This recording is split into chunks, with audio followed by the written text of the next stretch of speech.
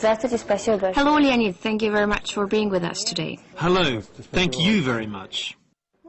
Your new book is called Namedni Nasha Era. 4 volumes are being published. Now the first volume has been released and it's already an absolute bestseller.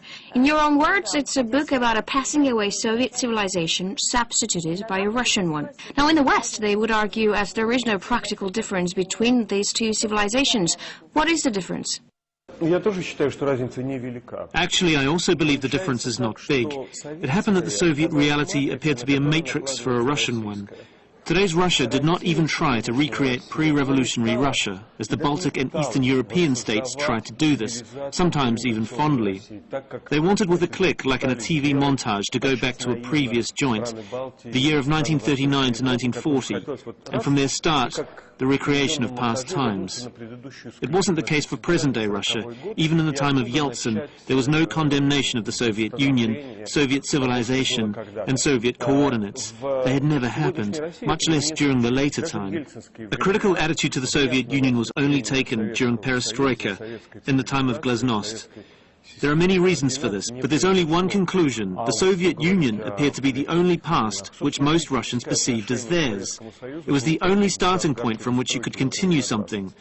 It was the only source for statehood patterns, national thinking, and mindset stereotypes, and so on and so forth. Is it wrong? It's wrong in the sense that it's circular. The country doesn't rise up to a completely new level. Only the decorations are changed. We're sitting in a new cafe with Italian furniture, and there are only a few people here. And in Soviet times, there were no such cafes, and in those which existed, there were no seats at all. This has changed. A consumer boom is the main area where decorations are new, but the core remains the same. And besides the consumer boom, you don't see any other fundamental differences between today's Russia and the Soviet Union? In the main part, no, there aren't. There's another issue, the absence of a united Russia, except that it's written in quotation marks, not without purpose. There's a multi-layer pie. The middle class is practically absent. Some people live according to different principles and perceive the world and themselves differently. But in the country, only 2% of people consider themselves Europeans. 20% consider themselves Russians, and the rest call themselves citizens of the regions. It's a very weird picture from the view of a stranger. You know, last year's Economist published a very interesting suggestion how Europe and the European Union would look by 2020, and Russia was part of it. Is it realistic? I think that for Russia the goal of utmost importance for the 21st century is to be integrated into Europe by all means. This is the only thing that can save our country, our nation. There is no other way.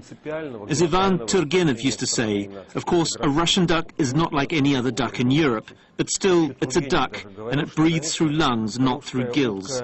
No matter what you do with a Russian man, he always likes to move to the West when he can.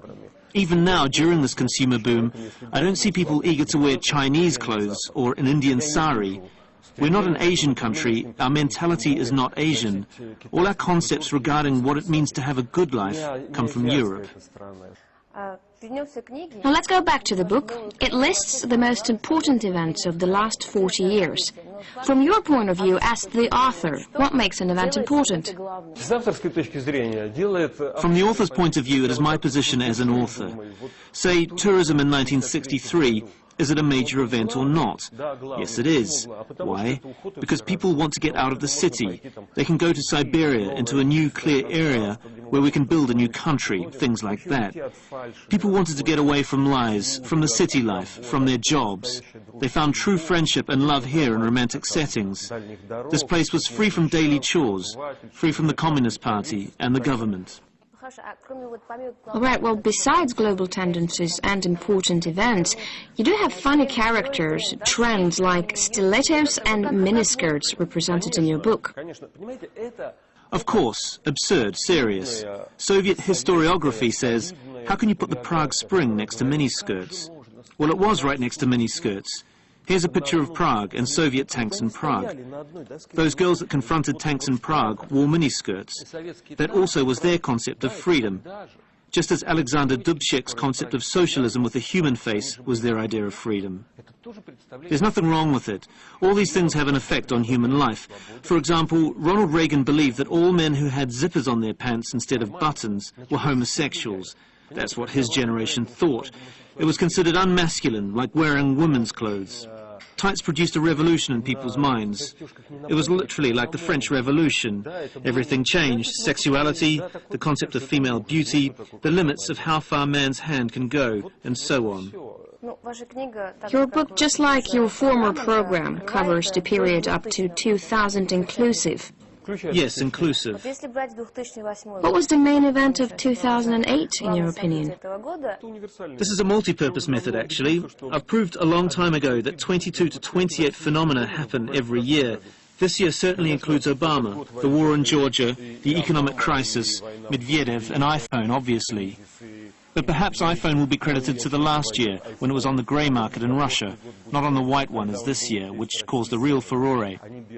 An example of iPhone helps us to understand things. What's new about it? It's the new sensation of the touchscreen gadget. It's a peak of gadget mania. There's craziness for both teenagers and elderly. It seems very important to always carry these cute technical toys in pockets, together with money and keys. This shows the way that man has changed and what it has added to his character and perception of the world. Now, this is your quote. Information is something that someone doesn't want to see published, written, or printed. All the rest is advertisement. It's true. Explain. What's there to explain? If the information really tells something new, it's a problem, and it means that recognition of this problem is negative for someone. It's common knowledge for both Soviet Union and the Russian Federation whenever the information contains a significant social problem. If you talk about the crisis, it's bad for the banks, it's bad for the government, as it's likely to mean the government is not coping. Consumers find it interesting and intriguing. Any significant information affects someone's interests. If it doesn't affect anyone and pleases everyone, then it's definitely the advertisement. Do you think the development of the outward appearance stupefies people's mind? You know, even the ancient Greeks used to write that the younger generations were only getting worse. Nothing has obviously changed since then. And every past generation thinks that the future generation is more superficial, dull, and primitive. I don't believe it's true. I believe it's just different, which doesn't mean it's worse. Yes, people read less, but they live and see more, and they have more of a different kind of information, unlike the literary one. Things just change. They simply receive the information about the world in a different way. They gain their experience not through books, but rather through direct, live impressions. What's your understanding of freedom of speech in a global sense? You see, it's very simple.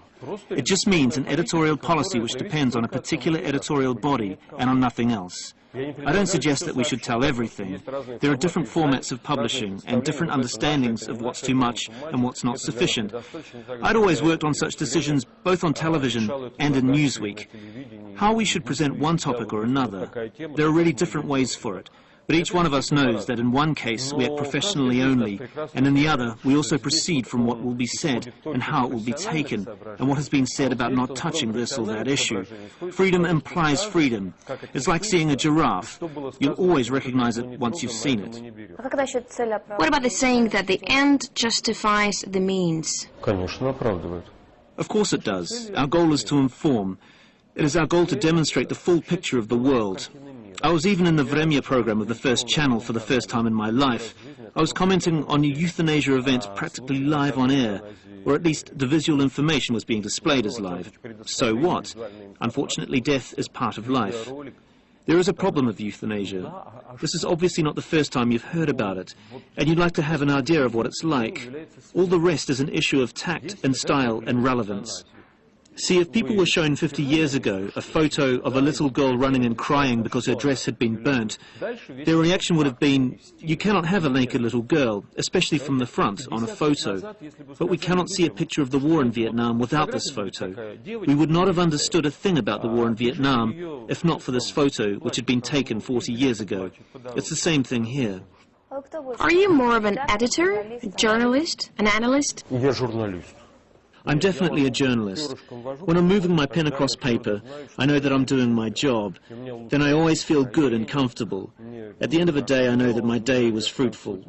I can also act in a film based on my writings, or I can work on what's been written, like compose, finalize, or edit it. But I know I'm doing my job only when I do things myself, rather than supervise others. What are you going to do in 10 years? Geez. Think about it. If I was told 10 years ago that I would not be working on television, but rather writing a book, I wouldn't have believed it. We always do things for the first time, and you should never fix upon anything in Russia. All the things in the biography of several recent generations had happened for the first time in a global sense. So in 10 years, I'll be living my life for the first time as well, and I don't know what will happen then. Thank you. Thank you.